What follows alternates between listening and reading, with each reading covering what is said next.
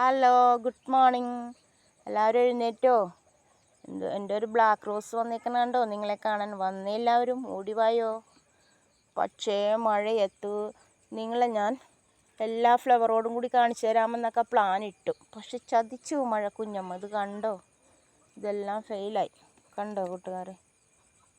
ഇതൊന്നും കാണിക്കാൻ പറ്റിയില്ല. ഇത് കണ്ടോ?